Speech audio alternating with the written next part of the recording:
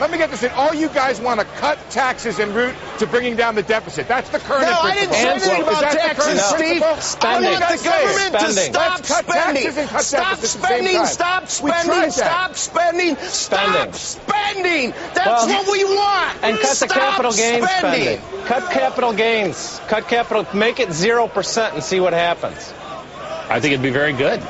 Steve, I think the jackhammers won today, but you can always come back for more. I just keep saying what the data show, and the data show that the tax cuts don't pay for themselves. By the way, the Obama administration bit you on the nose. Look, the Obama administration. Go read some Austrian economists instead of the funny pages. Look, I'm ready to talk about Fred Hayek. I'm ready to talk about John Hyatt. Whoever you want to talk about. Selma Hayek.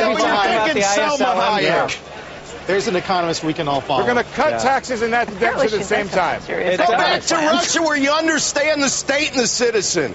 Steve? Oh, boy. Oh, Rick, you're gone, but thank you anyway. Steve, it's not the Liesman's little red book. That's taken, isn't it? Personal. What's that? It's not the little red book. What's the name of your Liesman rules? That's already taken. Look, what are you guys talking about? I wish I understood. The Liesman rules. The Liesman stimulus always comes back 10-1 for every dollar you spend, and no tax cut has ever helped anything. All I'm saying is that government has a role in easing the transition in the face of a massive recession. If you wanted the government not to spend, Joe, you know that Hank Paulson, the Republican Treasury Secretary, said the unemployment would have been 25%, okay? That's what people were saying about it. No way. You know what? During the Depression, Mr. Liesman, it wasn't the tightening that caused it. It was the fact that they had it easy for too many years. You know, you have to turn around and look at things, from the other side. Spending. Rick. You've been married too long. I'm on Steve's side on this. There are times when the government has to step in. I think probably what happened 2 years ago was a time. They did. And a couple of $1 trillion later, they're done because the taxpayers are the people voting, and they're done, Steve.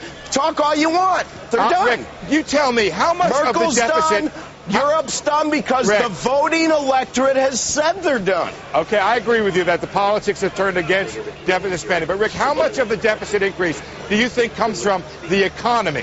And I'll tell you the number. It's about 60%. You know what? I don't even care, Steve. Because our deficit's too big, and we need to knuckle under, and we need to live more prudently. I agree with that. But when do we do that, Rick? When do we do that? What happened in 37? November 2nd. Is that what you want? November 2nd. November 2nd is the day. Rick, is that what you want? 1937 all over again? Wait a minute. I'd love to use the Santelli double dip. Okay, guys, the Santelli double dip. I'm being told that's what we're going for.